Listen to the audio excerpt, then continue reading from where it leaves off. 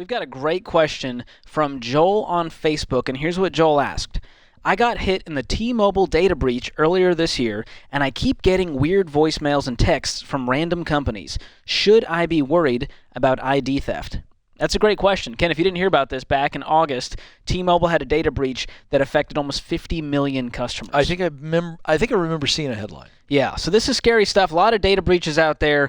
At some point in your life, you're going to be a part of a data breach. I mean, a lot of major companies that's very scary. Really? Yeah, but here's the thing. Let me explain to you, and this will answer Joel's question. A data breach is different from identity theft.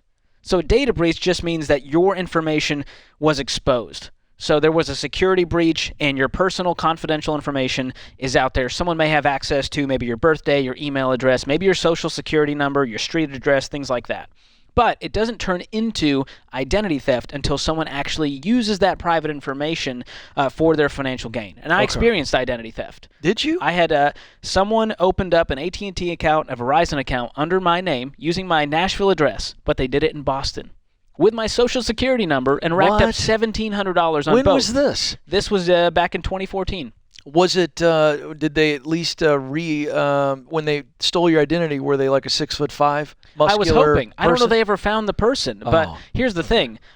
It was very scary because you go, this person has my very personal information. They used it against me to create this debt in my name. That's crazy. Obviously, I didn't have to pay it, but they racked up $1,700 on both accounts.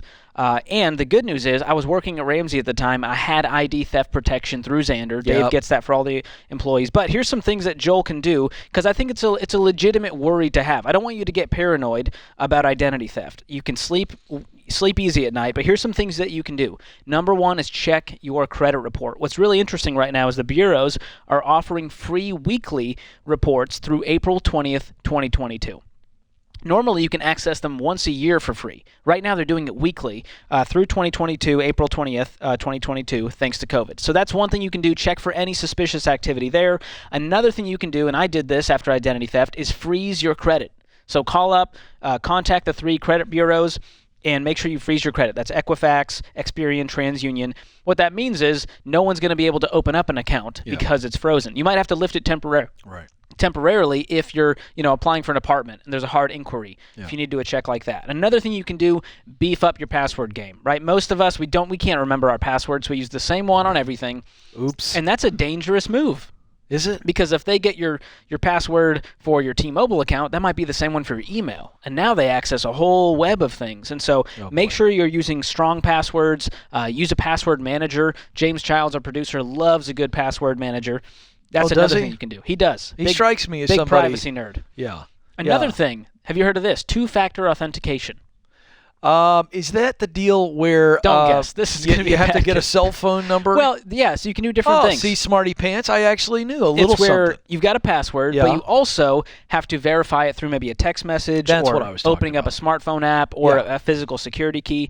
So those are all great things. But the number one thing I tell you to do to sleep easy is just get identity theft protection. It's super cheap. For an individual, it's the cost of a latte. And for a family, it's the cost of a pizza per month to stay protected. And what this does, I didn't know this. Xander does all the work for me. They do. And so they're 24/7, 365 support, and they will cover up to $1 million for stolen funds and expenses. Yeah. And there's proactive monitoring and alerts. So I love this. I sleep easy at night now. I haven't had identity theft since.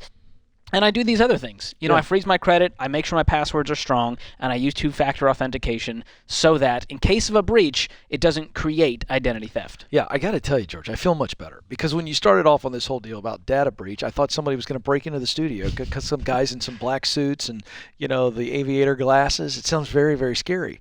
But I do recall that each month, I'm not a fan of email. But I do get an email from Xander, and I click on it, and it tells me. And they'll let you know, hey, your email was compromised.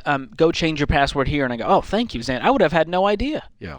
So it's a great feature, and there's a lot of things you can do to protect yourself. Don't freak out, Joel, but make sure that you're doing these things. Good stuff. Good question. Thanks, George. Good stuff.